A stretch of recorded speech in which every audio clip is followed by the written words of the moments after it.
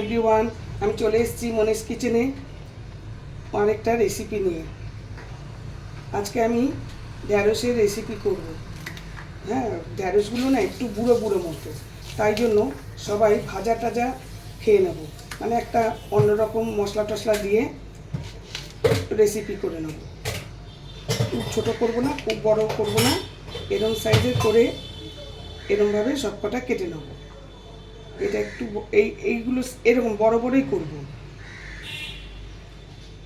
এবার নানা রকম মশলা দিয়ে করবো, কারণ একটু বুড়ো মতো আছে তো, নাহলে পচে যাবে, খাওয়া যাবে না, ফেলে দিতে হবে। তাই জন্য আমরা ঠিক করলাম এগুলো একটু বড় বড়ই করে রাখবো, কেটে। এটা যেরকম যা সাইজ হবে সেরকম করবো আর কি।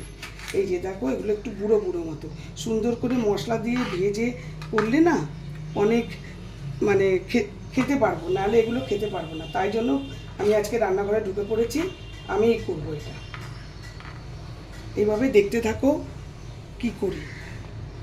দেখো পেঁয়াজগুলো, এই যে পেঁয়াজগুলো কেটে নিয়েছি ডুমো ডুমো করে, আর এর মধ্যে দিয়ে কুচি করে নেবো।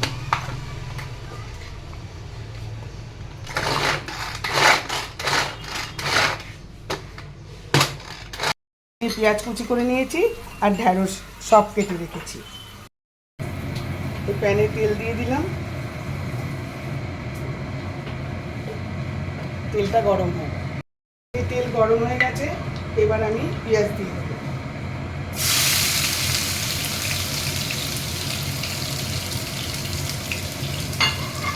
আসলে কালকে না ডিঙ্কির থেকে নিয়ে এসছে ঢ্যাঁড়স, আর ঢ্যাঁড়সগুলো এমন দিয়েছে না, কিছু কচি আছে কিন্তু ম্যাক্সিমামটাই একটু মানে বয়স হয়ে গেছে। তাই জন্য একটু কায়দা করে না করলে মুখে রুজবে না, আর নয়তো ফেলে দিতে হবে।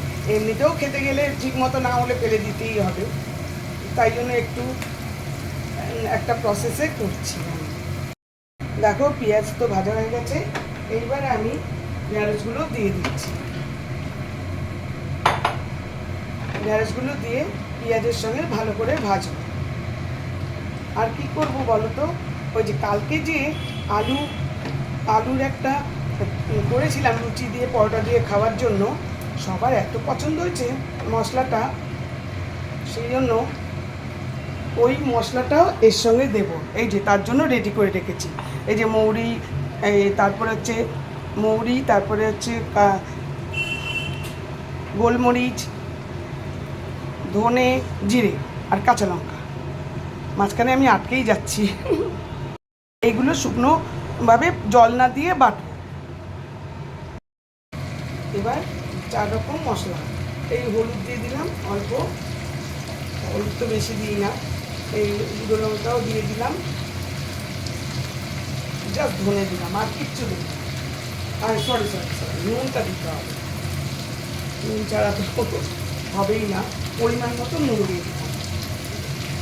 এবার এটাকে সতে করবো খানিকক্ষণ, আর একটুখানি ঢেকে রাখবো যাতে নরম হয়। এটা একটু অনেক টাইম ধরেই করতে হবে। কালকে আলুর তরকারিটা খেয়ে সবার এত ভালো লেগেছে, বিশেষ করে মশলাটা। ওই জন্য এর মধ্যে ওই মশলাটাও দিচ্ছি যাতে স্বাদটা আরও বাড়ে। পেঁয়াজ তো দিয়েছি, আর এখানে আরেকটা জিনিসও দেবো, সেটা দেখা। এই গ্যাস একটু কমিয়ে দিলাম। যে দেখো অনেক ঢাকা খুললাম এবং যথেষ্ট জিনিসটা ভাজা ভাজা মতো হয়ে গেছে। দেখে তো কী সুন্দর সুন্দর হয়ে গেছে। এবারে এর মধ্যে আমি টক দই দেবো।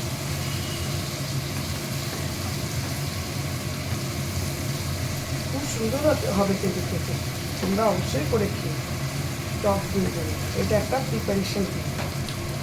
মশলাটা একই হলে কী হবে, এর মধ্যে আমি টক দই দিয়ে দেবো। ফেটিয়ে রেখেছিলাম, সেই ফেটানো টক দইটা দিয়ে দেবো।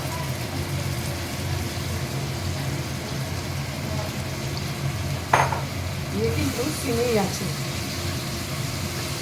গ্যাসটা কিন্তু সিমেই রাখা আছে। একটুখানি কষিয়ে নেব। টক দই দিয়েছি বলে একটুখানি মিষ্টি দিয়ে দেবো, নাহলে কনসিস্টেন্সিটা ঠিকমতো আসবে না। অত টক জিনিস খাওয়া যায় না রান্না বান্নার ক্ষেত্রে। আমার তৈরি করা মশলা দিয়ে দিলাম।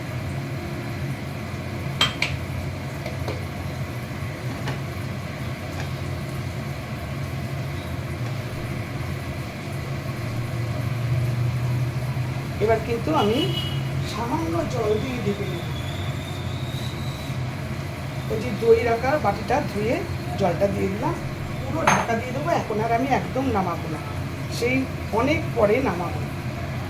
15 মিনিট তো থাকবেই, তাহলে ঢ্যাঁড়সগুলো সব নরম হবে।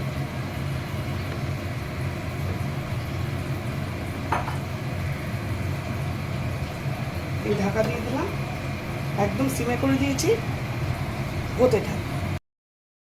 আমার পুরো হয়ে গেছে ঢ্যাঁড়সের স্পেশাল মশলা, স্পেশাল ঢ্যাঁড়স। দেখো একদম নরম হয়ে গেছে অনেকক্ষণ। এক একটা বুড়ো থাকলে তো ফেলেই দিতে হবে, কিছু করার নেই। কিন্তু ভালো করে তোমরা লক্ষ্য করো, সব ঢ্যাঁড়সগুলো কি সুন্দর হয়ে গেছে। বললাম না কিছু কচিও ছিল। পুরো মাঝখানে আমি একবার খুলে টেস্ট করে দেখেছি যে টক লাগছে, তখন আমি যেহেতু দই দিয়েছি না, মিষ্টিটা আর একটু লাগবে, তখন আমি একটুখানি মিষ্টি দিয়ে দিয়েছি। সেটা আমি দেখাইনি, মুখে বলে দিয়েছি। একদম ডান আমার রান্না, স্পেশাল মশলা, স্পেশাল ঢ্যাঁড়স। করতে করতে বলি তো মাঝখানে থেমে যায়। এইবার গ্যাস নিভিয়ে দিলাম, এবার খানিকক্ষণ রেস্টে রেখে দেবো, স্ট্যান্ডিং টাইমে থাক।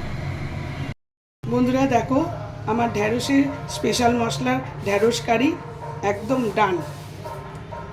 তোমাদের ভালো লাগলে লাইক, শেয়ার, কমেন্ট করবে, আর তোমরাও করে খাবে, খুব ভালো লাগবে। গরমকালে তো নানা রকম, আর টক দইটা ভেতরে গেলে ভালোই লাগবে। আর থ্যাংক ইউ ফর ওয়াচিং। আমি শীঘ্রই আসবো আরেকটি ব্লগ নিয়ে।